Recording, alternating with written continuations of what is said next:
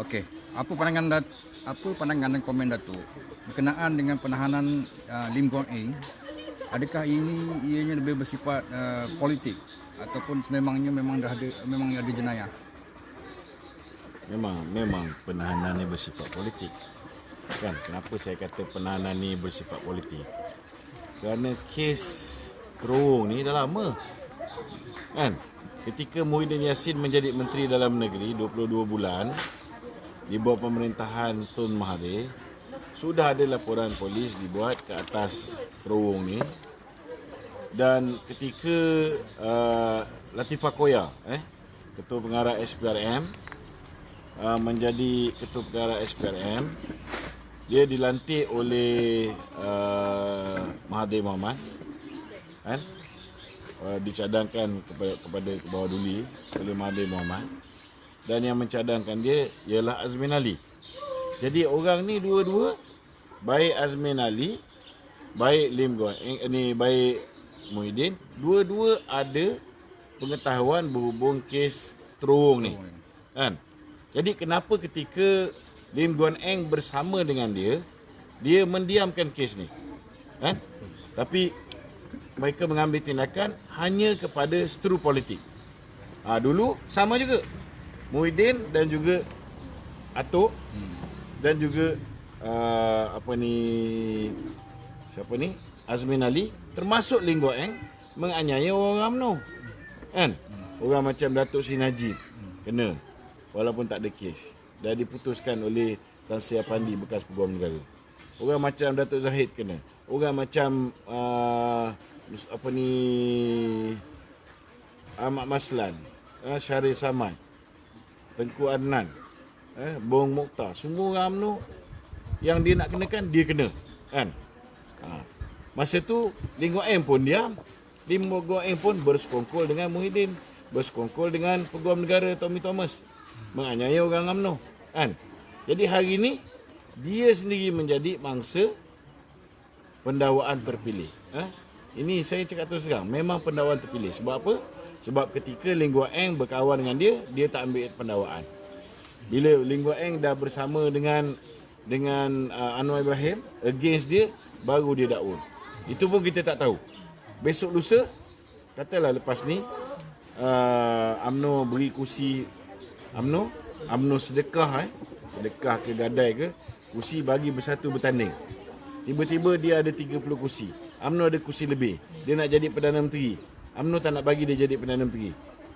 Dia pula buat kerajaan bersama dengan Anwar Ibrahim ke, bersama dengan DAP ke. Pada ketika itu dia lepaskan Lim Guang Eng, kan? Kemudian dikenakan balik orang UMNO macam dulu. Jadi kita sekarang ni tak boleh biarkan sebarang bentuk pendakwaan terpilih. Yang salah tetap salah, yang salah sepatutnya didakwa, kan? Kalau orang tu tak bersalah, tidak sepatutnya didakwa. Prinsip undang-undang tu mesti ditegakkan balik. Bagi saya, pendakwaan ke atas Lim Guang Eng memang patut didakwa dulu lagi, Tetapi malangnya dia dilindungi. Hanya bila dia dah menjadi musuh politik kepada Muhyiddin Yassin, barulah dia nak ambil tindakan. Jadi ini salah, tak betul cara dia. Jadi Tok, dengan orang kata pendakwaan politik ni terpilih yang dikenakan kepada DAP ni, adakah dia memberi keuntungan kepada siapa sebenarnya? Saya rasa menganiaya orang ni tak ada untung pada sesiapa. Kita kena berhenti menganiaya orang. Itu penting. Siapa yang salah perlu dihadapkan ke muka pengadilan, kan? Kalau siapa yang tak bersalah dihadapkan ke muka pengadilan, itu tidak adil, kan? Berlaku adil ni tidak bermakna kita berlaku adil pada kawan-kawan kita saja, kan? Maknanya berlaku adil ni kita kena ambil tindakan kepada yang salah, kan? Dan tidak bererti orang tu kawan kita kena lepaskan. Macam sekarang ni, kita tengok apa jadi dengan kes yang melibatkan Azmin Ali. Sampai sekarang tak dapat dikenal pasti lagi. Sedangkan pihak polis telah menerima rakaman asal video yang melibatkan Azmin ni. Video, alat perakam semua dah diterima. Dia orang tinggalkan dekat restoran Rebung, berhadapan dengan Bukit Aman. Dia ditinggalkan benda tu. So maknanya tak ada lagi lah nak kata rakaman tak asli apa semua. Tak ada. Polis dah ada rakaman yang sebenar. Tapi kenapa sampai sekarang tidak diambil tindakan ke atas Azmin Ali? Saya cakap saya nak hantar bunga. Kenapa saya cakap saya nak hantar bunga? Saya nak hantar bunga sebab saya nak beritahu bahawa alhamdulillah penglihatan Hamid Bador dah pulih. Kan? Tapi sampai sekarang dia tak kenal pasti lagi dua wanita tu. Cuba you fikir ni, kita ni polis Malaysia ni antara terbaik di dunia. Itu abang kepada Kim Jong Un. Daripada jauh kita boleh kenal pasti dua orang. Seorang warga Vietnam, seorang lagi warga Indonesia yang membunuh. Itu CCTV jauh. Azminnya CCTV sangat dekat. Kan? Dan percaya cakap saya, sebenarnya polis dah tahu dah siapa di dalam video yang menconteng mural ni. Tapi kenapa tak dedahkan? Sebab takut nanti kita cakap yang ini boleh nampak padahal gelap. Tapi sebenarnya nak tahu bukan susah sangat. Polis dah berhubung dengan telco. Bila rakaman dipasang, kebetulan rakaman dipasang di Jom Sate, CCTV tu, memang Jom Sate tahu pukul berapa mural tu diconteng. Jadi pergi tanya dengan telco, sekian-sekian waktu di kawasan tersebut, siapa yang berada di situ. Orang bawa handphone, boleh tahu. Macam mana polis tahu di dalam bilik itu ada Azmin Semurid, di dalam bilik itu ada Haziq, kan? Dua-dua telefon tu bergabung, bukan badan je bergabung. Telefon dua-dua berada dalam satu bilik. Macam tu juga boleh kesan dua wanita yang menconteng mural. Tak payah kita ajar pihak polis. Pihak polis tahu, tapi mereka sengaja, tuan-tuan, mereka sengaja melindungi Azmin Ali. Jadi bagi saya, sebelum rakyat hilang kepercayaan pada institusi asas negara, pihak polis, pihak SPRM dan juga pihak Jabatan Peguam Negara, begitu juga dengan pihak Badan Kehakiman, kita kena pastikan bahawa sistem perundangan Malaysia ni dipulihkan. Sekarang sistem perundangan Malaysia ni hancur. Macam mana tak hancur? Kes yang melibatkan Datuk Seri Najib, walaupun dah diputuskan tak ada kes, kan? Dia didakwa juga. Bukan setakat didakwa juga, dia dijatuhkan hukuman. Tapi yang lahanat dia, ni yang menyebabkan aku nak menyerap dengan Ketua Polis Negara ni, kan? Betul lahanat. Sehari selepas tu, dia boleh kata pula dah dikesan pula di mana letaknya Jolo, di mana letaknya Nik Faisal. Takkanlah anak tu nama je. Dua ekor ni ialah the main culprit. Dua ekor ni orang yang melakukan penyelewengan. Dua ekor ni orang yang merupakan saksi utama. Macam mana keterangan saksi utama belum diambil, tapi Datuk Najib boleh didakwa. Ini bukan setakat boleh didakwa, dah dakwa dan dah dianiaya, dijatuhkan hukuman bersalah. Sedangkan esoknya baru Hamid Bador kata, oh dapat kesan kat Hong Kong lah apa dah. Sekarang pula tiba-tiba muka Jolo bukan lagi macam beruang, bukan jalan macam seladang. This is the kind of IGP we have now. Stupid je IGP. Ini macam mana? Macam mana orang nak percaya dengan Malaysia? Masa zaman Tommy Thomas, kenapa sehingga hari ini Tommy Thomas langsung tak diambil tindakan? Berapa banyak kesalahan Tommy Thomas dah buat? Kes LTTE dilepaskan, kan? Jangan tengok dia dakwa je Lim Guan Eng. Kita kata alhamdulillah sekarang ni semua berada dalam keadaan baik. Jangan bodoh. Ini dia dakwa sekejap, lepas pilihan raya dia lepaskan balik. Bila dia bersekongkol dengan DAP balik, dia lepaskan balik. Jangan lupa. Dan kes, tengok gentleman Datuk Najib. Datuk Najib bila dia dah tukar kerajaan, dia dah jadi sebahagian daripada kerajaan Perikatan Nasional. Ada dia cakap, gugurkan kes aku. Saya cakap gugurkan. Sebab bagi saya semua pendakwaan yang berniat jahat, malicious prosecution dan juga pendakwaan terpilih mesti digugurkan. Ini benda mengarut yang dibuat zaman PH, perlu dihentikan. Tapi Datuk Najib tidak, dia gentleman, dia suruh diteruskan. Sebab apa? Sebab dia ingat orang baik macam dia. Ini problem Datuk Najib. Kan? Dia ingat semua orang baik macam dia. Dia ingat hakim-hakim ni buat keputusan tanpa campur tangan daripada politik. Ini tak betul. Kan? Cuba tengok dalam kes yang melibatkan Lim Guat Eng. 60 orang saksi. 60 orang saksi, 25 dah dipanggil. Walaupun dia dah tukar peguam negara, dia dah tukar ketua hakim negara Richard Malanjut. Tetapi akhirnya dia tak teruskan. Dia gugurkan kes tu. Ini Anwar Ibrahim kata, oh apa ni kes yang melibatkan apa ni Lim Guat Eng baru didakwa, belum lagi diputuskan. Habis kes dia dah diputuskan di mahkamah paling tinggi sebagai seorang peliwat. Janganlah ingat dia lebih hebat daripada Najib Tun Razak. Dia hanya dapat pengampunan. Kalau orang main punggung pun boleh dapat pengampunan dia. Takkan Najib tak boleh dapat pengampunan? Kan? Okey. Okey. Faham tak? So basically senang ceritalah, tukarlah Perdana Menteri ni. Yes, kita setuju. Tukar Perdana Menteri. Suara atau umbi. Dia tak boleh buat perubahan. Dia hanya melakukan perubahan bila kes tu melibat kawan-kawan dia. Baik-baik didakwa, dia tak dakwa. Bila kes tu melibatkan musuh dia, sepatutnya tak didakwa. Ini ke Perdana Menteri kita nak? Okey tu. Mengenai nak penukaran Perdana Menteri ini, sekiranya dia telah mendapat sokongan daripada sokongan daripada PAS kan. Rasanya itulah kita nak tanya pandangan Datuk mengenai kenyataan Haji Hadi ni, bahawa dia akan menyokong Tan Sri Muhyiddin untuk menjadi calon Perdana Menteri pada PRU 15 nanti. Kita kena faham Haji Hadi ialah Presiden PAS. Okey. PAS sebahagian daripada Muafakat Nasional. Datuk Zahid ialah Presiden UMNO. UMNO sebahagian daripada Muafakat Nasional. UMNO dan PAS ada tanda tangan perjanjian piagam Muafakat Nasional. Tapi UMNO dengan PAS belum ada perjanjian untuk tanda tangan Perikatan Nasional.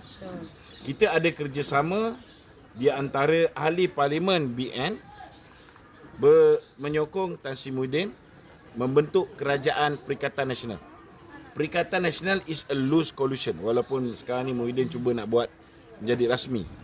Jadi bila Muhyiddin cuba nak jadikan rasmi, Presiden UMNO sudah mengeluarkan kenyataan bahawa kita tidak akan menyertai Perikatan Nasional. Itu stand UMNO. Stand kita bersama Muafakat Nasional. Maknanya dalam erti kata lain, Taqiyuddin ni tak payahlah cakap UMNO ni buat keputusan mendahului. Tak betul tu. Tak betul kenyataan Taqiyuddin. Sultan Agung PAS mengatakan UMNO mendahului dengan tidak merujuk kepada PAS. Tidak. Sebab perjanjian ialah antara UMNO dan PAS, wujudnya Muafakat Nasional. Kita tak pernah berjanji nak mewujudkan Parti Perikatan Nasional. Kita cuma bekerjasama untuk mewujudkan kerajaan, buang DAP, menyelamatkan orang Islam Melayu sementara waktu sehingga PRU ke-15. Kita tak ada perjanjian lagi sehingga selepas PRU ke-15. Okey, ini pertama. Apa yang patutnya berlaku, yang perlukan konsensus, yang perlukan persefahaman? Contohnya, bila musuh politik UMNO, orang yang pernah jadi Presiden UMNO tinggalkan UMNO, kemudian dia jatuhkan UMNO, dia khianat UMNO, dia berjaya fitnah UMNO, UMNO kalah. Tiba-tiba bila dia dah tersepit, bila time dia nak jatuhkan UMNO, dia pergi jumpa orang Cina, dia jumpa dengan orang India. Dia cuba pujuk. Dia cakap macam-macam pada BN ni. Dia kutuk macam-macam kat UMNO, kutuk macam-macam kat Melayu. Melayu malas, Melayu tu. Tapi bila dia dah nak mampus, dia panggil PAS, dia panggil UMNO, dia nak wujudkan Kongres Maruah Melayu. Tu yang Anwar kata Kongres Baruah kan. Saya nak tanya, ketika PAS mengambil keputusan menghantar wakil, ada tak dia rujuk pada UMNO? Tak ada. Ini musuh UMNO buat. Betul lah, bukan musuh kepada PAS, tapi musuh UMNO buat. Dia hantar wakil pergi kongres tu. Akhirnya apa berlaku? UMNO berada dalam keadaan serba salah. UMNO terpaksa menghantar Anwar Musa dengan wakil dia untuk pergi. Yang ini sepatutnya rujuk. kepada UMNO dan PAS.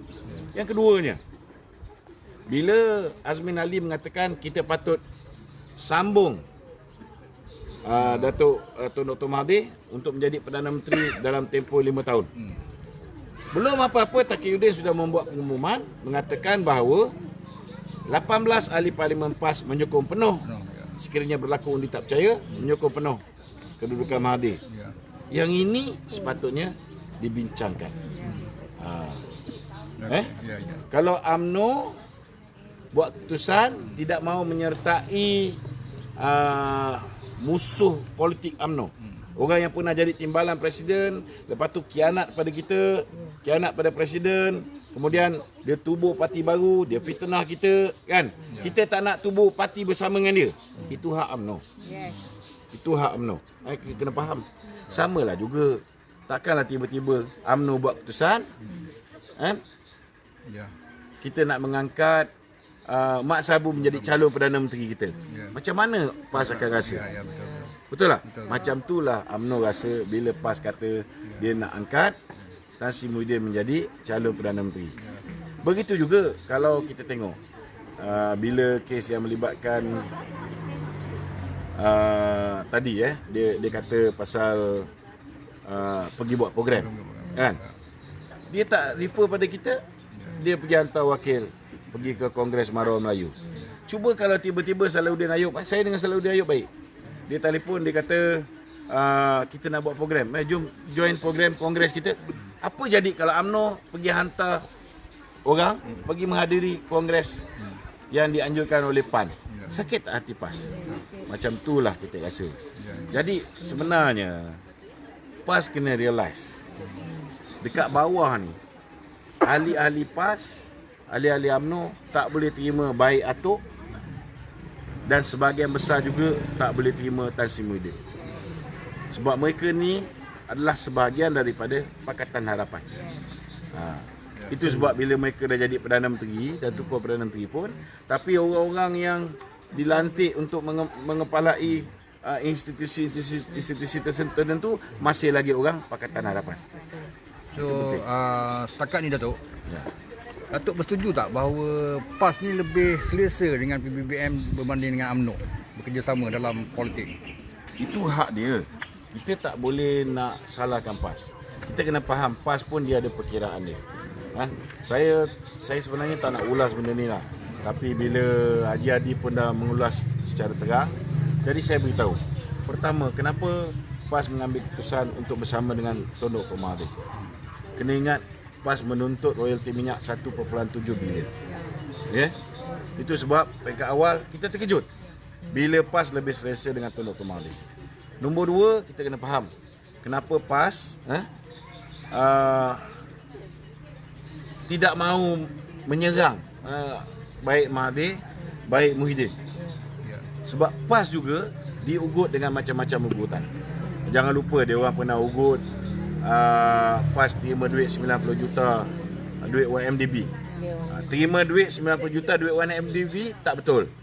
Sebab duit YMDB ini bukan duit YMDB, duit yang disumbangkan daripada Pak Arab itu selepas pelai ke-13 kita dah pulangkan. Memang tak ada baki. Jadi apa yang individu dalam UMNO bagi pada PAS itu tak ada kena-mengena dengan YMDB. Tetapi ada setengah orang bila kena gertak dia jadi bimbang. Jadi bimbang. Jadi kita kena faham, kita kena faham benda tu.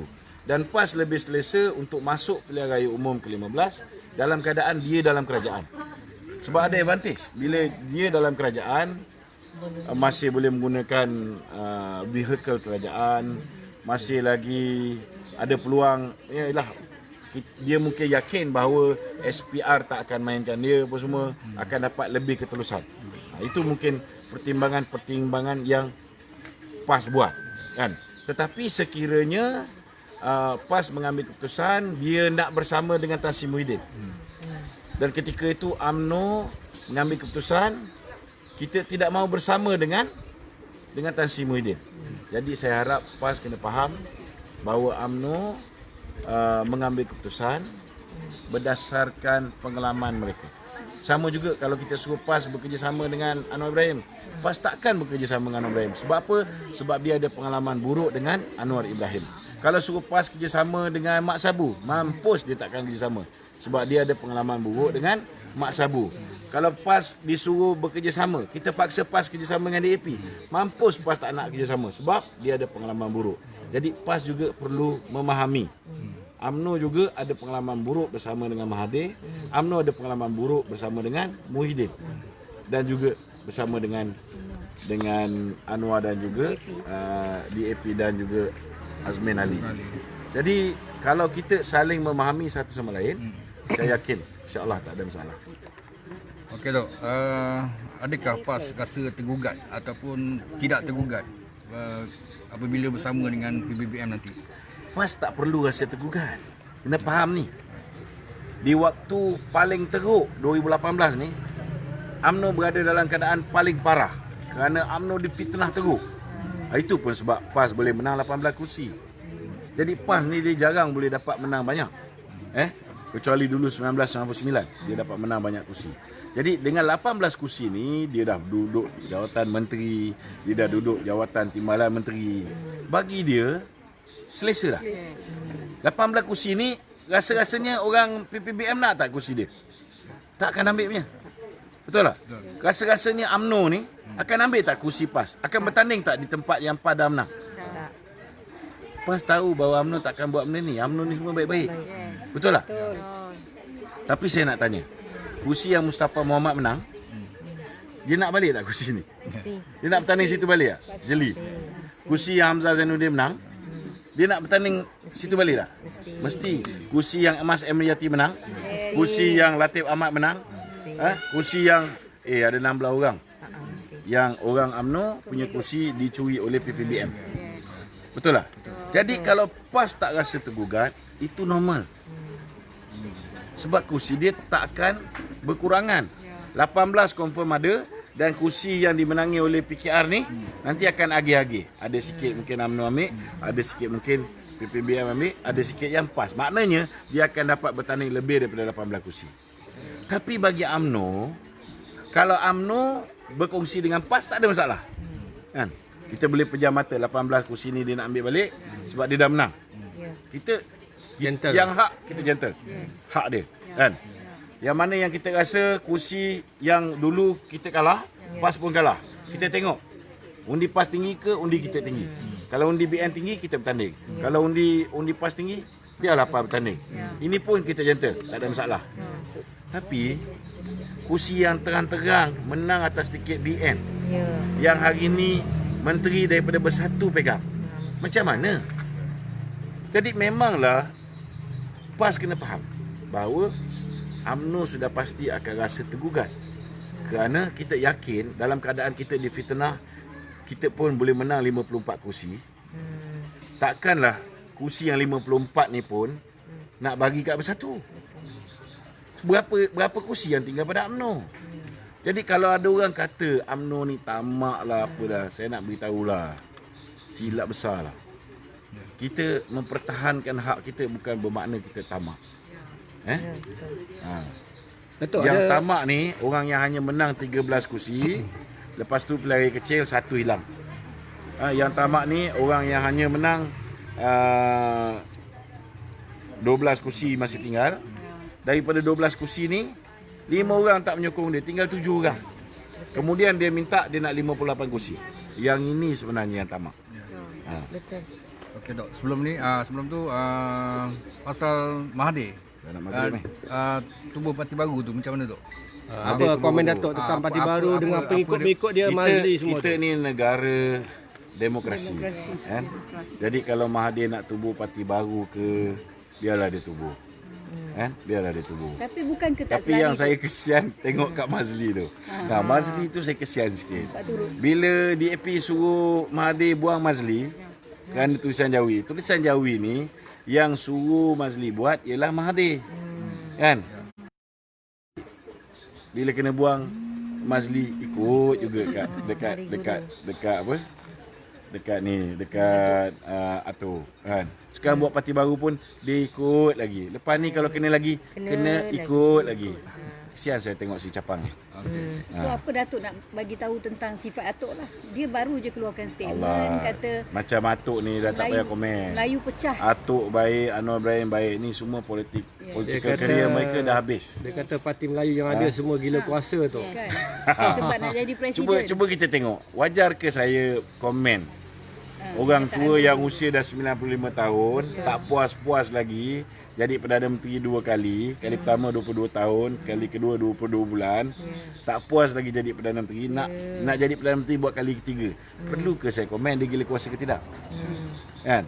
Lu fikirlah sendiri. Kau umbi pun boleh nampak. Cuma orang UMNO ni saya buat peringatan satu je. Janganlah buat perjanjian dengan syaitan. Yes. Bila kita buat perjanjian dengan syaitan, akhirnya tetap akan kena. Percayalah. Tok, soalan terakhir Tok. Ya.